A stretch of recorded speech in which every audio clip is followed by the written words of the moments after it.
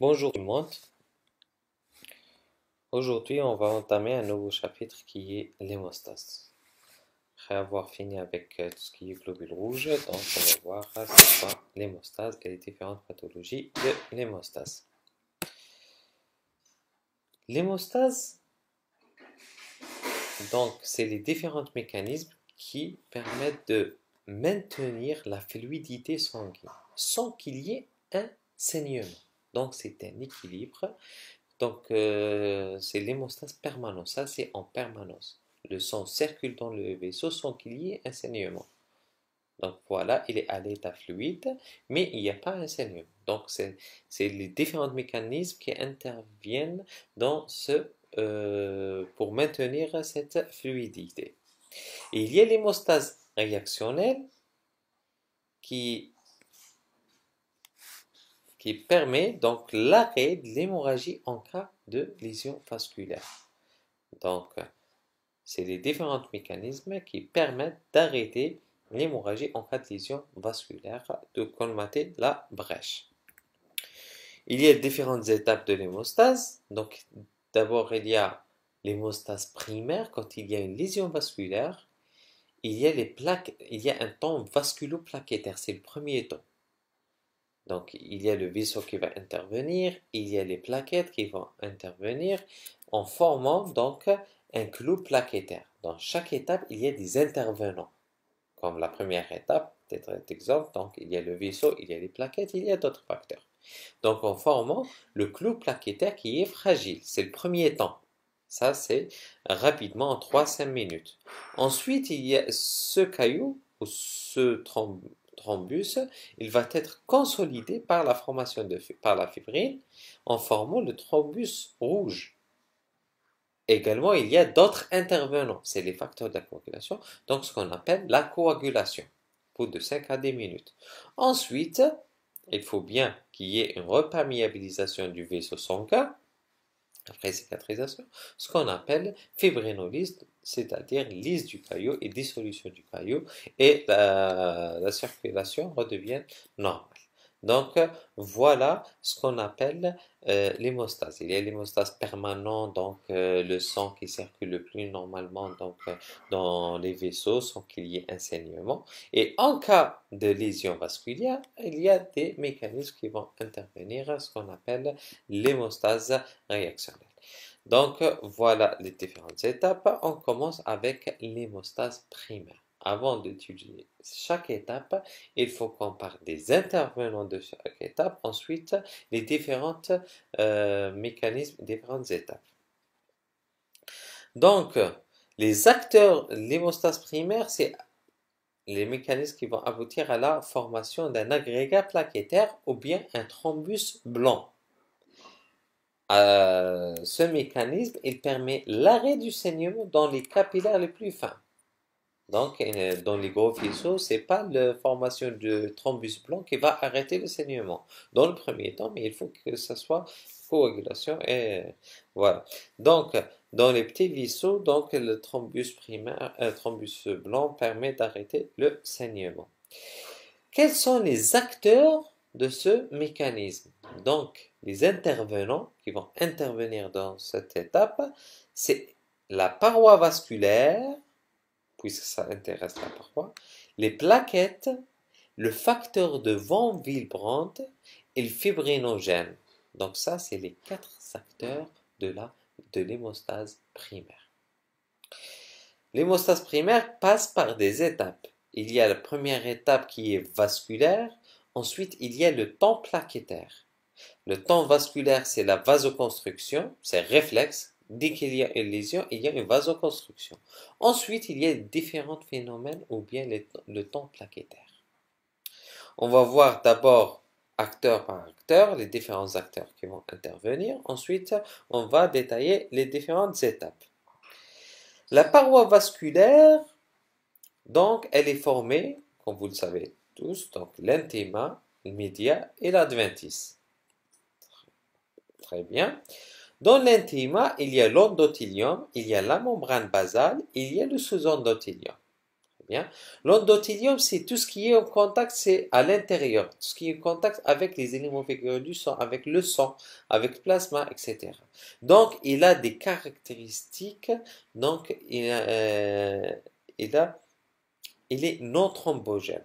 Donc, il est chargé il a des charges électronégatives et il synthétise des molécules protectrices comme la prostacycline, qui est un antiagrégant, les héparins sulfates et la thrombomoduline. Donc, cette activité permet qu'il n'y ait pas une adhésion avec les éléments figurés du sang. Du coup, il n'y aura pas un thrombus ou formation de coagulation et permet donc il n'y a pas une interaction entre l'endothélium et les vaisseaux. Donc ça, ce qu'on appelle phénomène non thrombogène. C'est caractéristique de l'endothélium. Il y a une activité thrombotique, c'est la synthèse de facteurs de von Willebrand, c'est un des acteurs de l'hémostase primaire et qui est stocké donc dans les cellules endothéliales. Il y a ce qu'on appelle les graines de Weibel-Palade qui synthétisent ce facteur, mais ils ne sont pas sécrétés en permanence. Voilà. Donc, c'est en cas de lésion, etc. Mais la principale action des cellules endothéliales, elle est non thrombogène. Par contre, il y a la membrane basale, bien sûr, qui est le support du sous-endothélium. Elle est liée avec cellules endothéliales par collagène, donc interaction par collagène type 4, et une membrane basale avec le sous-endothélium par fibronectine et collagène type 3. Donc voilà, c'est les liaisons entre les trois couches. Et il y a le sous-endothélium. Sous-endothélium, par contre, il est thrombogène. Il permet l'adhésion des plaquettes, donc l'adhésion des plaquettes qui circulent au niveau du sang. Pour l'instant, si le vaisseau sanguin il est intégré, il n'y a pas de lésion, donc il n'y a pas une interaction parce qu'il y a des cellules endothéliales qui s'intercalent entre sous-endothélium et le flux sanguin. Quand il y a une lésion, donc sous-endothélium, sa caractéristique principale, il est thrombogène, contraire de cellules endothéliales. Il permet l'adhésion des plaquettes sanguines qui circulent au niveau du sang avec le facteur de von Willebrand qui est sécrété par les cellules endothéliales, par le collagène de type 3 et par les myofibrilles et la thrombospondine. Donc, il permet l'adhésion des plaquettes et l'activation des plaquettes. Donc, voilà, on veut résumer le vaisseau sanguin pour être clair. Donc, il y a le vaisseau sanguin, il y a la partie, l'intima qui est qui est formée de cellules endothéliales, la membrane basale et sous-endothélium. Les cellules endothéliales ont une caractéristique non thrombogène, donc qui va permettre au sang de circuler librement, donc de rester fluide. Il n'y a pas une interaction entre les cellules endothéliales et les éléments figurés du sang. Elle est chargée négativement, etc.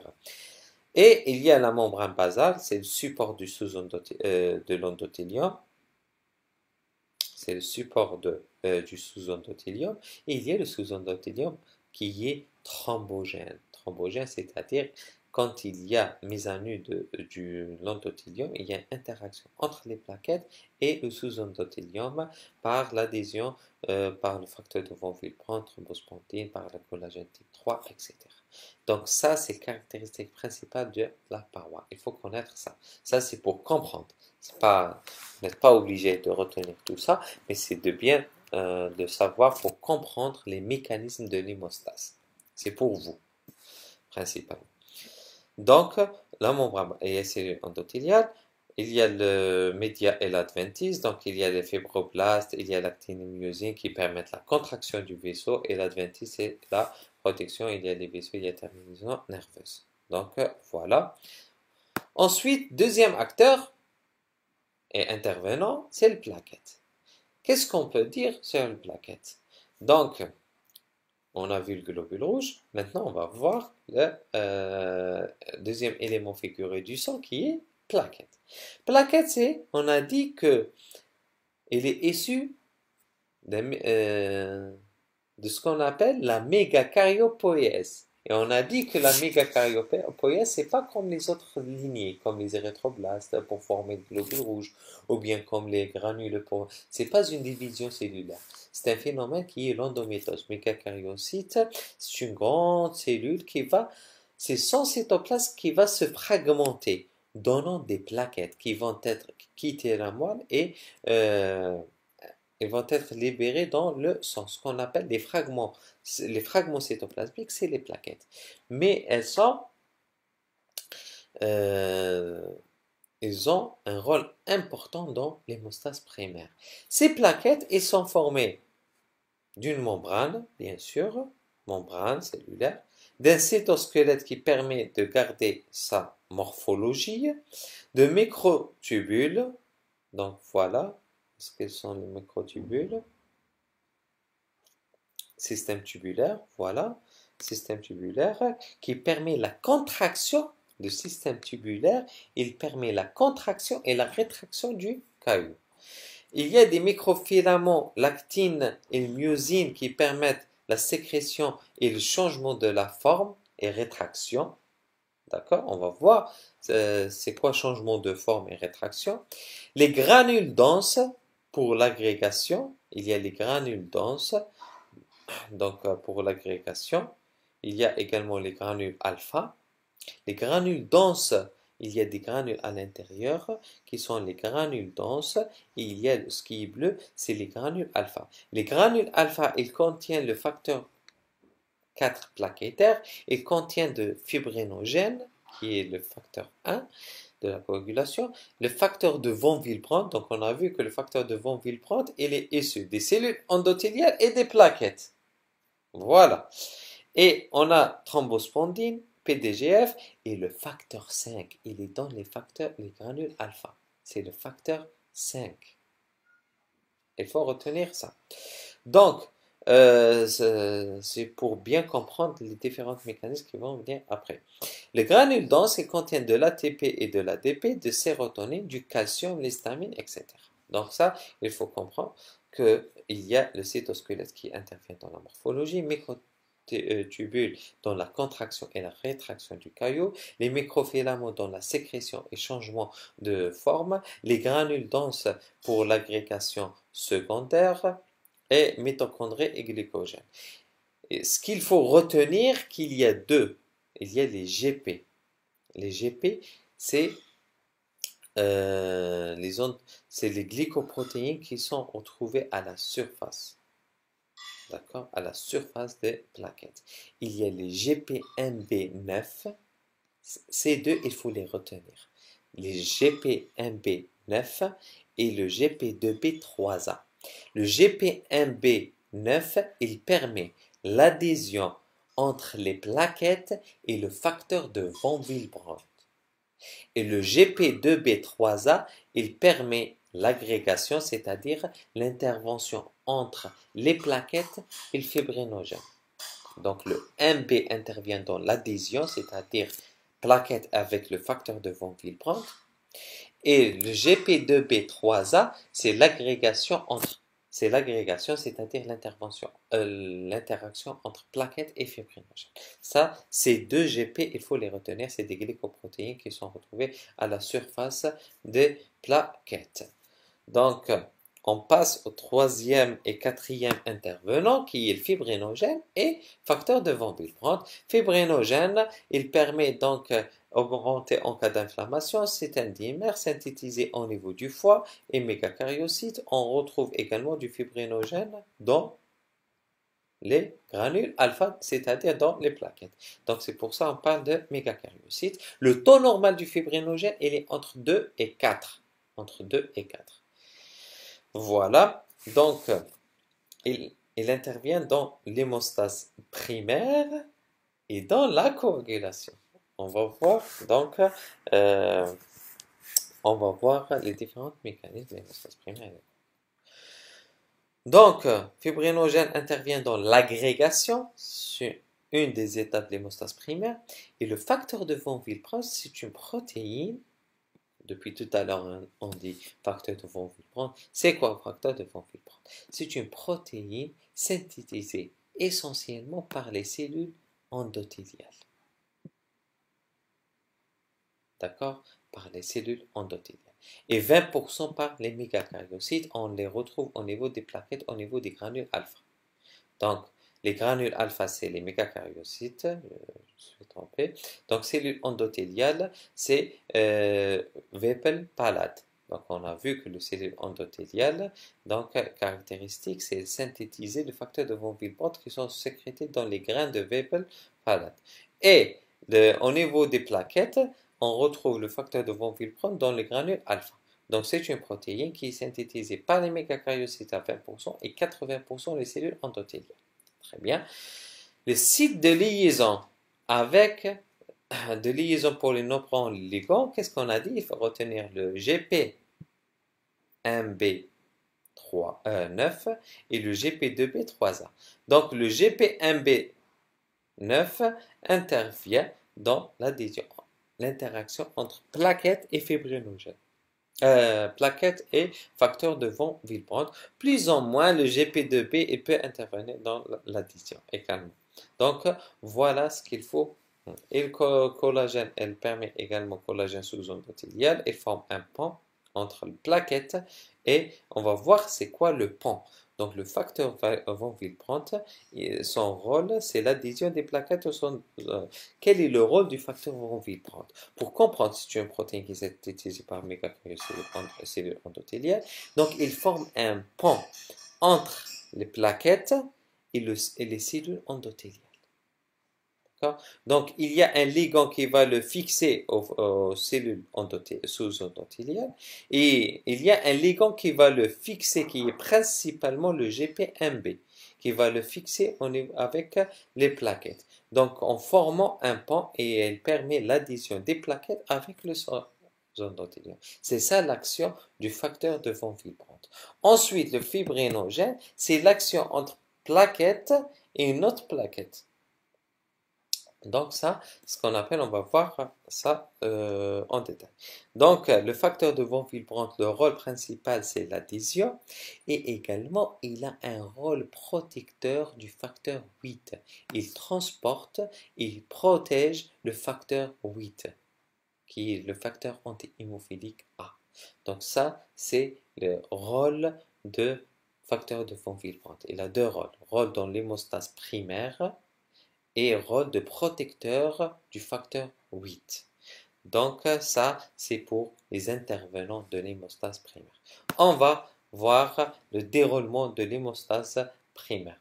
Donc, la première phase, on a déjà vu, donc, il y a le temps vasculaire et il y a le temps plaquettaire. Le temps vasculaire, quand il y a une brèche, il y a de la vasoconstriction. Donc, diminution du flux sanguin. Il y a une vasoconstriction, donc c'est le premier temps qui est le temps vasculaire. Ensuite, il y a le temps plaquettaire qui va aboutir à la formation du clot plaquettaire. On va voir les étapes du temps plaquettaire. Donc, quand il y a brèche, il y a la vasoconstriction. Ensuite, il y a l'adhésion plaquettaire, c'est-à-dire, il vient le facteur de von Willebrand, il est libéré par les cellules endothéliales. Très bien. Donc, qu'est-ce qu'il va? Il va se lier aux cellules sous-endothéliales parce que l'endothélium, il est mis à nu. Donc, il y aura le sous-endothélium qui a des caractéristiques thrombogènes. Donc, qu'est-ce qu'on aura? On aura le facteur de von Willebrand qui vient être fixé sur le sous-endothélium. Il y a la plaquette qui vient, donc, grâce au GP1B9 qui est sur les plaquettes, qui va être fixé au facteur de von Willebrand. Donc, le facteur de von Willebrand, c'est un pont entre plaquettes et le sous-endothélium. Donc, ça, c'est la première phase. C'est la liaison de facteur collagène sous-endothélium. Ensuite, c'est interaction GP avec les plaquettes grâce au GP1B9. Donc, ça, c'est la première phase. C'est la phase de l'adhésion. Après l'adhésion, cette adhésion, donc voilà, sur le schéma, microscope. Donc, ça, c'est l'adhésion. Il y a brèche, vasoconstriction, il y a l'adhésion. Deuxième phase, l'immobilisation. Donc, la plaquette, elle va être fixée avec l'interaction d'autres GP Moi, je vous ai dit de retenir GP1B et 2B, c'est les plus importants pour dire que GP1B, elle intervient dans notre facteur de von Willebrand avec plaquettes et GP2B, plaquettes et fibrinogènes. Ça, c'est à retenir.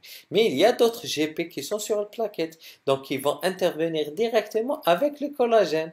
Donc, il y a le GP6. Donc, ce qu'il faut dire, il faut dire qu'il y a premier temps d'adhésion, et c'est le facteur de von Willebrand qui va former le pont entre plaquette et sous-endothélium.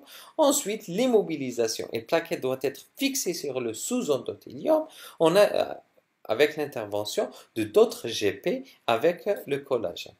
Donc, avec le sous-endothélium. Donc, ça, c'est l'immobilisation. Plaquette va être fixée sur le sous-endothélium. Ensuite, il y a l'activation de la plaquette. L'activation, c'est-à-dire, il y aura premièrement changement de conformation des plaquettes. On a vu qu'il y avait au niveau de plaquettes les différents constituants qui sont microfilaments, l'actinylmyosine, et ça, ils vont intervenir dans le changement de la forme de rétraction, la forme de la plaquette. Parce que la plaquette, elle est entourée de membranes. Et cette membrane, comme l'endothélium, pour qu'elle circule librement dans le sang, qu'il n'y ait pas interaction, elle doit être chargée négativement pour qu'elle soit repulsée de l'endothélium, il n'y aura pas une adhésion. Donc, ce qui va permettre la circulation libre au niveau du vaisseau. Mais quand il y a une adhésion, il faut qu'il y ait les caractéristiques thrombogènes. Donc, il faut que la plaquette change de poids. Donc, ce qu'on appelle, elle va changer de forme. Donc, elle va passage du forme discoïde à la forme sphérique et l'émission de pseudopodes. Et il y aura ce qu'on appelle flip-flop, c'est-à-dire inversement de la charge. Donc la charge négative, elle va être à l'intérieur. Ensuite, il y a apparition d'autres et libération de granules. Donc voilà, il y a ce qu'il faut pour ne pas trop compliquer les choses. Donc il y a l'adhésion. Après l'adhésion, il y a l'immobilisation. Ensuite, il y a l'activation, c'est-à-dire la plaquette, elle change de forme, elle va émettre des pseudopodes pour qu'elle se fixe bien, et il y a les granules, on a vu qu'il y a des granules denses, il y a des granules alpha. Ces granules, ils vont être libérés. Ces granules, le rôle de ces granules, c'est quoi? C'est l'ADP. Et dans les granules denses, il y a l'ADP, il y a du calcium, il y a la sérotonine. Et dans les granules alpha, il y a le von Willebrand, il y a le fibrinogène, il y a le facteur 5. Donc tout ça, ils vont accroître, augmenter ou recruter d'autres plaquettes pour augmenter le processus. Donc ces plaquettes activées, ils vont appeler d'autres plaquettes pour renforcer l'agrégation. Donc après l'adhésion, l'activation, il y aura ce qu'on appelle l'agrégation plaquettaire. L'agrégation, elle consiste en quoi? C'est l'interaction entre l'agrégation, c'est l'interaction entre les plaquettes. Comment s'effectue cette agrégation? Donc, sur la surface des plaquettes, au niveau de la surface, il y a de GP2B3A. GP2B3A. Donc, ces GP2B3A, ils vont interagir entre les deux par le biais du fibrinogène. Donc, les plaquettes ils vont être collées les unes contre les autres grâce au fibrinogène. C'est le GP2B qui va fixer le fibrinogène d'une part et le plaquette d'autre part. Et il y aura ce qu'on appelle l'agrégation plaquettaire. Et après l'agrégation, il y a la formation, la rétraction du clos plaquettaire, ce qu'on appelle la formation du thrombus blanc. Donc voilà les différents mécanismes de la première phase. C'est l'hémostase primaire. Donc l'hémostase primaire, ce qu'il faut retenir, qu'il y a l'hémostase. Ce qu'il faut retenir, c'est l'hémostase. C'est l'ensemble des mécanismes destinés à limiter les pertes sanguines au niveau du brèche sanguine. Et au niveau de l'hémostase, il y a des intervenants. Ces intervenants sont la paroi vasculaire, les plaquettes, facteur de von Willebrand et fibrinogène. Paroi vasculaire, donc on a vu qu'il y a les cellules endothéliales et sous-endothélium et entre les deux, il y a la membrane basale. Et le plus important, c'est le sous-endothélium qui a une action thrombogène. L'endothélium, il est non thrombogène. Mais ce qu'il faut retenir, c'est que le facteur de von Willebrand, il est sécrété essentiellement par les cellules endothéliales. Donc ça, c'est pour la paroi vasculaire. Les plaquettes, ce qu'il faut dire sur les plaquettes, donc que c'est le fragment de cellule qui est formé de membranes, de granules alpha denses, granules denses qui contiennent l'ATP et l'ATP, granules alpha, c'est le facteur plaquettaire qui intervient dans l'agrégation, fibrinogène, facteur de von Willebrand, facteur 5. Et également, ce qu'il faut savoir, qu'il y a cytosquelette, il y a les microtubules et le microfilament actin-myosine. Tout ça va intervenir dans le changement de conformation. Les deux GP, c'est les glycoprotéines qui vont être sur la surface, qui sont sur la surface des glycoprotéines, des plaquettes. C'est la clé de toute cellule. Donc, le GP1B, il permet l'adhésion, c'est-à-dire la liaison entre plaquettes et facteurs de von Willebrand. Et GP2B3A, c'est l'agrégation, c'est-à-dire l'interaction entre plaquettes et fibrinogènes. Donc ça, c'est le deuxième acteur. Pour le facteur de von Willebrand, c'est un pont. C'est une protéine qui est synthétisée par les mégakaryocytes et les cellules endothéliales. Et il sert de pont entre les cellules endothéliales et les plaquettes. Et le deuxième rôle, il a un rôle protecteur du facteur 8, l'anti-hémophilique A. Et le quatrième facteur qui est le fibrinogène qui intervient dans l'agrégation. C'est l'interaction entre plaquettes et plaquettes via le fibrinogène. Les différentes étapes, il y a le temps vasculaire qui est la vasoconstriction, donc diminution du flux sanguin qui va permettre un meilleur contact entre les plaquettes et donc quand le flux est réduit, il y aura plus de contact entre les plaquettes et le sous-endothélium. Les différentes étapes, il y a le temps vasculaire, il y a le temps plaquettaire. Le temps plaquettaire, c'est les plaquettes qui va agir avec le sous-endothélium. Donc, voilà. Donc, les différentes étapes, il y a première étape adhésion, c'est plaquette avec facteur de von Willebrand sous-endothélium. Cette plaquette, elle va être immobilisée par l'interaction d'autres GP. Ensuite, il y aura l'activation, c'est-à-dire changement de forme, et flip-flop et formation de pseudopodes, et libération des granules denses et granules alpha. Ces granules, ils vont permettre de libérer des facteurs procoagulants, des facteurs d'agrégation et ils vont permettre de recruter d'autres plaquettes et d'augmenter le processus d'agrégation. Ensuite, il y aura l'agrégation, c'est-à-dire liaison entre les deux plaquettes via le fibrinogène et le GP2B3A. Et formation du thrombus plaquettaire ou bien le thrombus blanc qui permet l'arrêt du saignement dans les fins capillaires. Qu'est-ce qu'il y aura après? On a le phénomène de la coagulation. Ce thrombus blanc, il doit être enserré et renforcé dans les mailles du réseau de fibrine, c'est-à-dire la formation d'un caillou obstruant la brèche vasculaire qui est le thrombus rouge. Comme dans le thrombus blanc, l'hémostase primaire, il y a les intervenants. Dans la coagulation, il y a les intervenants, ce qu'on appelle les facteurs de la coagulation. Donc, le facteur 1, c'est le fibrinogène. Il intervient dans l'hémostase primaire et dans la coagulation. Il a double rôle. Donc, facteur 1, c'est le fibrinogène. Il est absent dans le sérum. Le taux normal, il est entre 2 et 4. Le facteur 2, c'est la prothrombine. Le facteur 5, c'est la proaccélérine.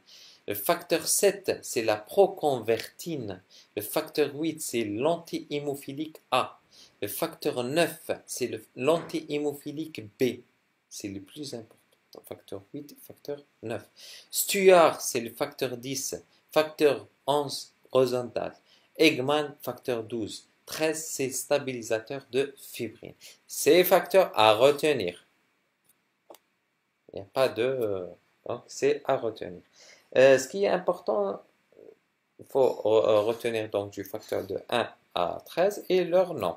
Très bien. Ce qu'il faut retenir également, qu'il y a des facteurs qui sont vitamino-K dépendants. C'est le 27910, c'est-à-dire le 2, 7, 9 et 10 sont des vitamines K. Ils ont besoin de la vitamine K pour qu'elle soit, ils sont vitamino-K. Sans vitamine K, ils ne vont pas agir. Ils ont besoin de vitamine K. Il y a le facteur 1 qui est au niveau des plaquettes, dans les granules, très bien. Et le facteur 5, il est dans les plaquettes. Très bien. Et le facteur 8, il est protégé par le facteur de von Willebrand et il est au niveau des plaquettes également.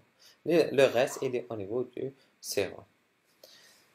Donc, voilà, sont synthétisés essentiellement par le foie. Donc, c'est des proenzymes.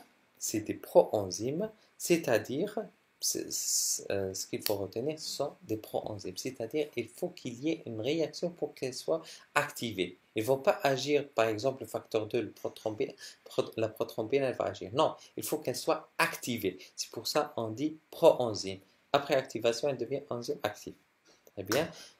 Ils sont synthétisés par les hépatocytes. Donc, il y a deux cofacteurs. Les autres sont des facteurs. Il y a deux cofacteurs. Il y a le facteur 8 et il y a le facteur 5. On va voir pourquoi ce sont des cofacteurs. Il y a les facteurs vitamino-K dépendantes qui portent donc des résidus gamma-carboxyliques qui fixent le calcium et se lient à la membrane phospholipide. Donc, ce qu'il faut, c'est le PPS, c'est le facteur 2, 7, 10 et 9, 27 910. Les inhibiteurs, il y a des inhibiteurs donc de la coagulation. Donc il y a des intervenants pour qu'il y ait un équilibre, c'est la régulation de la coagulation. Il y a coagulation, mais il ne faut pas qu'il y ait un excès de coagulation. Il faut toujours un feedback négatif, un contrôle négatif. C'est ça la régulation de la coagulation. Donc il y a des inhibiteurs. Il y a l'antithrombine 3. Il y a la protéine C et S qui sont vitamino-K dépendants. Il y a la TFPI. On va voir l'action de chacun. Donc, ça c'est à retenir, les facteurs de la coagulation de 1 à 13, le nom de chaque facteur. Il faut savoir que le fibrinogène, c'est une protéine soluble dimérique capable de se transformer en réseau de fibres, sont des proenzymes de coagulation. Il y a les 5 facteurs de la sérine protéase 2, 7, 9, 10 et 11. Et il y a les vitamino-K dépendants 27 910. Et il y a les cofacteurs 2 cofacteurs qui est le 8 et le 5. Les inhibiteurs, il y a l'antithrombine, il y a la protéine CS, parce que le S c'est un cofacteur du C, le facteur C. C'est pour ça qu'on dit complexe protéine CS. Il y a l'initiateur, donc le TFPI. Donc les mécanismes, il y a l'ancien concept et le nouveau concept. Vous pouvez retenir que le classique, donc la voie endogène et la voie exogène, donc ce qui est pour systématiser et être classique, rester classique. Il y a un nouveau concept, on va en parler, mais ce qu'il faut retenir, c'est surtout les deux voies. Voie endogène, voie exogène et la voie endogène. Tout ce qui est en bleu, c'est la voie exogène. Tout ce qui est en rouge, c'est la voie endogène. Et il y a la voie commune, tout ce qui est en vert. D'accord? Il y a la boucle de Gosso, donc on va voir c'est quoi. La voie exogène. Donc la voie exogène, principal acteur de la voie exogène, c'est le facteur 7. Et le facteur tissulaire. Donc le facteur 7, il est activé par le facteur tissulaire. Il faut retenir ça. Ça, c'est à retenir. Le facteur voie exogène, donc c'est le facteur 7, principal facteur. Donc, il va être activé par le facteur tissulaire. Ensuite, toujours, les phospholipides et le calcium sont quasi constants dans phospholipides, c'est les phospholipides des plaquettes. C'est les qui sont au niveau des plaquettes. Donc, la membrane de la plaquette. Donc, phospholipides plus calcium avec le facteur 7 activé. Donc, il va activer le 10. pour donner le complexe prothrombinique qui est formé du 10 activé, donc 10, il est activé par le facteur 7 activé avec facteur tissulaire phospholipide calcium. Donc le facteur 10 activé avec phospholipide bien sûr et le calcium, et le facteur 5 activé, elle va former le complexe prothrombinique. D'accord? Donc voilà, et va activer, donc transformer la prothrombine en thrombine, c'est-à-dire le 2 activé. Donc le complexe prothrombinase, ça c'est la voie commune. Les deux, ils vont aboutir à ça. Donc c'est d'activer le 10 en 10 activé avec le 5 activé phospholipide, parce qu'on a dit le 5 c'est un cofacteur. D'accord? C'est un cofacteur. Donc le 10 activé phospholipide, le 5 activé calcium, il va transformer la prothrombine facteur 2 en 2 activé qui est le thrombine. Et le thrombine, elle va transformer le fibrinogène en fibrine. Donc ça, c'est la voie commune. Et la voie exogène, c'est le facteur 7. Il y a la voie endogène, c'est-à-dire il y a le sous-endothélium. Et le kininine de haut poids moléculaire et la précalécrine, donc ça c'est le collagène, c'est un activateur qui va stimuler, donc il va activer le 12 en 12 activé. Le 12 activé, il va activer le 9 en 9 activé. Donc il va activer le 9 et donner le 9 activé. C'est l'anti-hémophilique A. Et le 9 activé, le 11, pardon. Le 12 activé, il va activer le 11. Et le 11 activé, il va activer le 9 et donner le 9 activé. Avec le cofacteur le 8, donc le 8, le 9 et phospholipide et calcium sont quasi constants. Donc le 9, ce qu'il faut retenir, c'est le 9 et le 8. Le 9 et le 8, ce qu'on appelle le complexe ténase. Donc le 9, le 8, bien sûr avec phospholipide et calcium, c'est un complexe ténase. C'est l'aboutissement ce que la voie endogène va produire. Elle va produire le complexe ténase, qui va activer à son tour le 10. Comme le complexe 7 activé avec facteur T. Donc facteur tissulaire, il va activer le 7.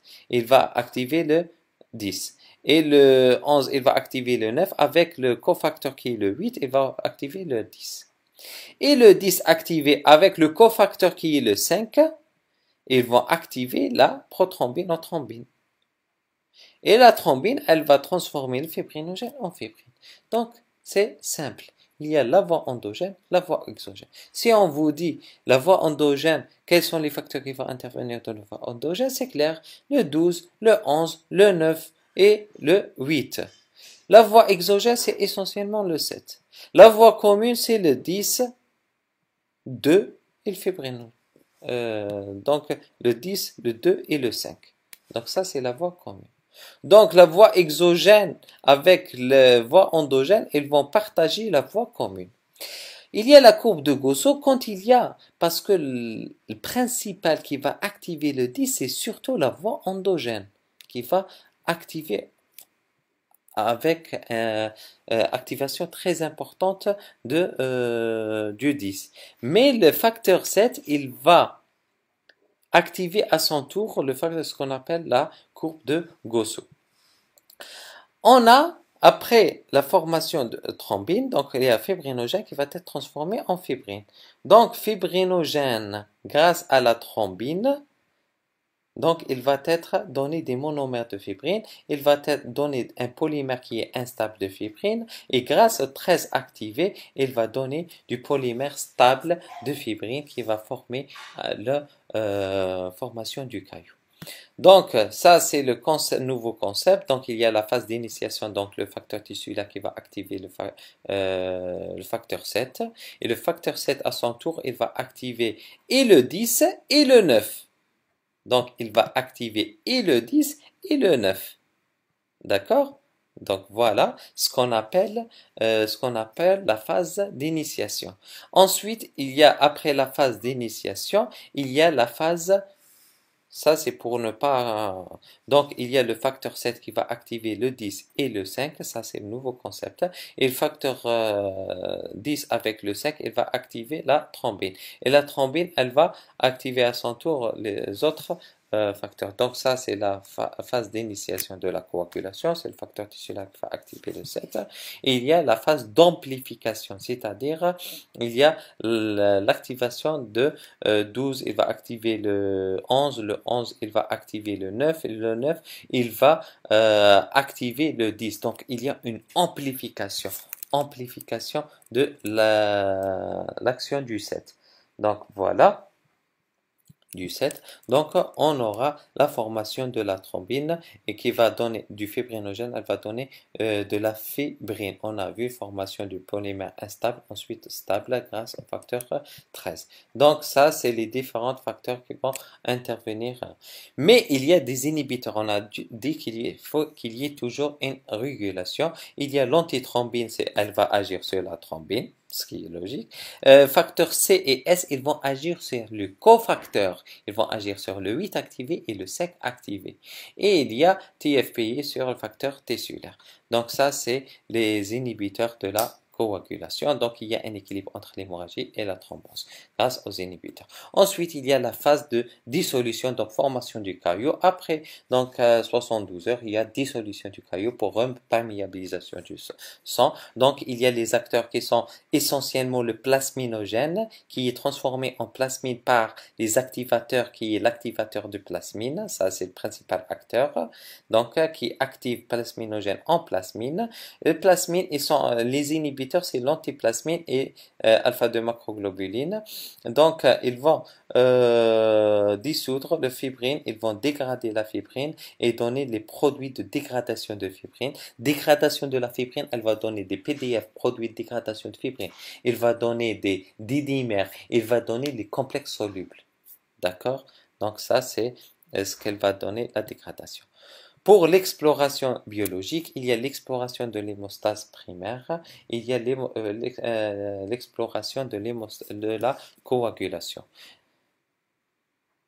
Pour l'hémostase primaire, il y a un temps de scène. Donc, on doit explorer le vaisseau, plaquettes, fibrinogène et facteur de von Willebrand. Donc ça, il faut explorer les quatre acteurs.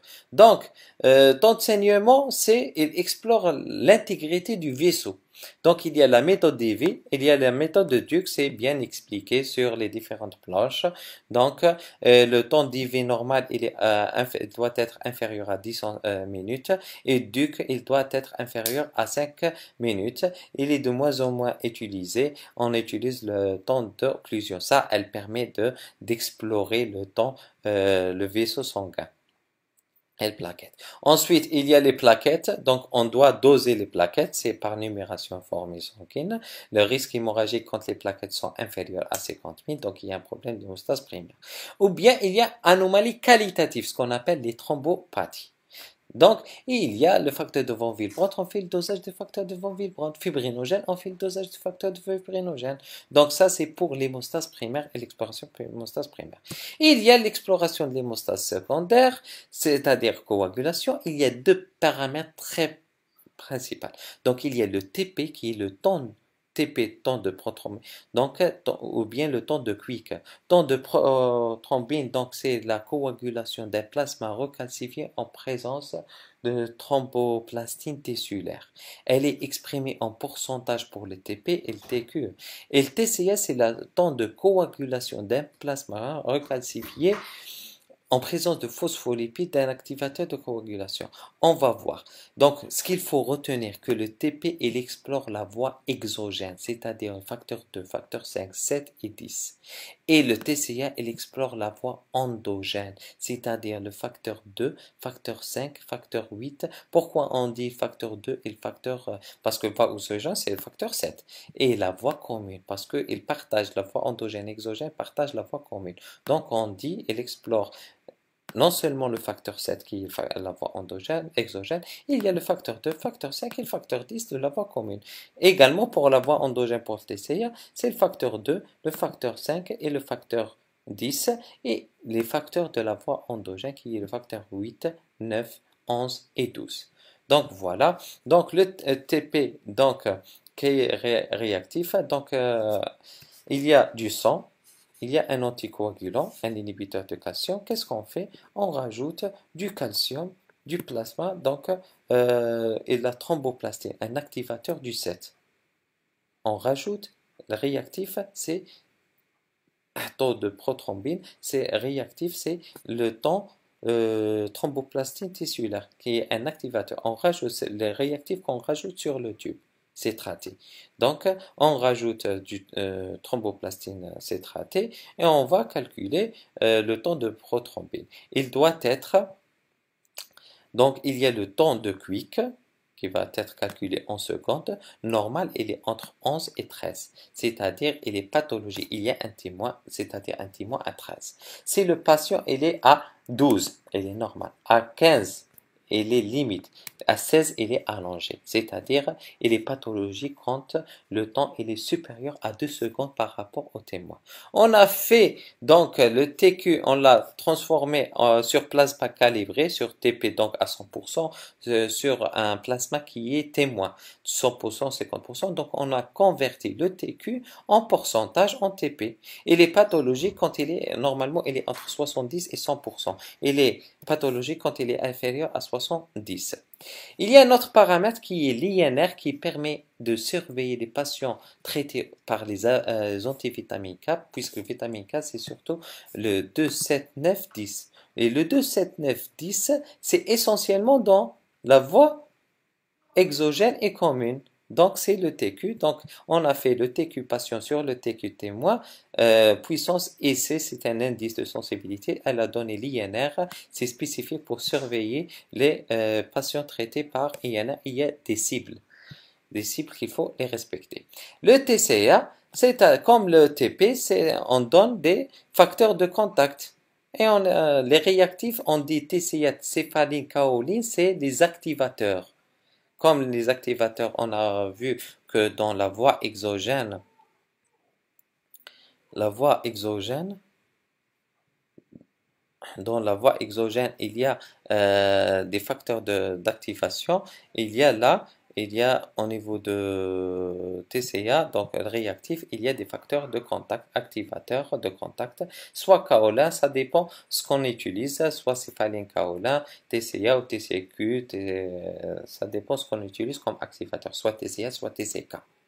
Ensuite, avec phospholipide calcium, donc on aura le temps mesure du temps de céphaline activation. Et les normales entrent en calcul, donc ça c'est les différentes étapes. Je ne vais pas rentrer dans les détails, ce qu'il faut retenir, le TCA, il est compris, donc normalement il est entre 30 et 35, mais on donne toujours un témoin. On ramène un échantillon qui est censé être normal. On a 32 par exemple. Nos patients, ils doivent être inférieurs à 10. Si on a un temps qui est supérieur à 10 par rapport au témoin, c'est pathologique. Donc, voilà les différentes explorations. Si on a un TP qui est normal et TCA qui sont normaux, donc il n'y a pas de déficit. C'est que le TCA, il est allongé, donc atteint de la voie exogène. Si on a le TP allongé, donc il y a atteint du 7 seulement. La voie commune, non, parce que TCA, il est normal. Si on a le TP et le TCA, les deux qui sont allongés, donc déficit de plusieurs facteurs, soit la voie commune, donc la voie commune et la voie endogène et exogène. Il y a déficit qui est qui touche pratiquement tous les facteurs. Donc voilà. Si on a TP, TCA normal, il n'y a pas de déficit. Si on a un TCA qui est allongé, donc c'est la voie endogène qui est touchée seulement. Seulement. C'est le 8, 9, 11 et 12. Mais quand le TP il est allongé, donc que le TP qui est allongé, TQ qui est allongé, donc il y a un déficit en 7. Si le TQ et le TCA qui sont allongés, donc c'est la voie commune qui est atteinte. Donc voilà pour l'hémostase primaire et la coagulation. J'espère que ça a été clair. On va après ce cours donc d'hémostase, on va voir les troubles de l'hémostase primaire et troubles de la coagulation. Ben, je vous souhaite bon courage. Sahaf Dolkom et Sahar Ramadan.